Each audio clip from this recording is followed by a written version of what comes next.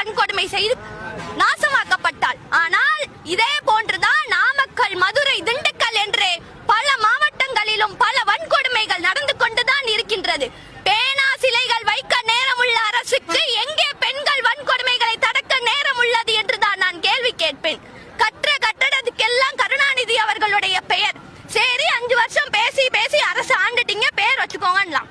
சென்னை பக்கத்துல இருக்க செஞ்சின்ற ஒரு கிராமத்திலையும் அங்க இருக்கிற பேருந்து நிலையத்திலையும் கலைஞர் கருணாநிதியினுடைய தாயார் அஞ்சுகம் அம்மாளுடைய பெயர், நம்முடைய முதலமைச்சர் ஸ்டாலின் அவர்களுடைய பாட்டி அஞ்சுகம் அம்மாளுடைய பெயரை பேருந்து நிலையத்திற்கு வைத்துள்ளனர்.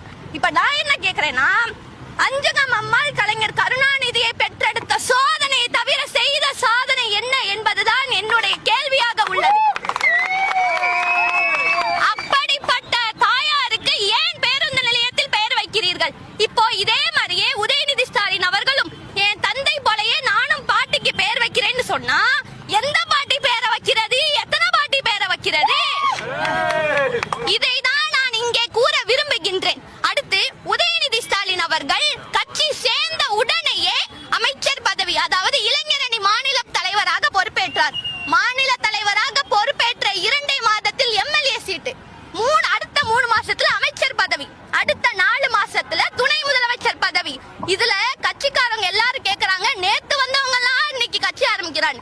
இதேதான் நானும் கேக்குறேன். நேத்து தானே வந்தாரு உதயநிதி ஸ்டாலின், இன்னைக்கு துணை முதலமைச்சரா எப்படிங்க இருக்காரு?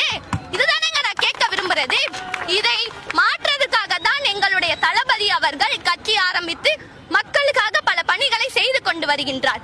ஏழை பெண்களுக்கும் பாமர பெண்களுக்கும் பல திட்டங்களை வகுக்க உள்ளார். பெண்களுக்கு என்ன வேணும்? நீதியும் வேணும், நிதியும் வேணும். ஆனா இப்ப இருக்க அரசுல நீதியும் ஒரே குடும்பத்துலதான் இருக்கே தவிர ஊர்ல இருக்க யாரு குடும்பத்திலயுமே கிடையாது. இதுதான்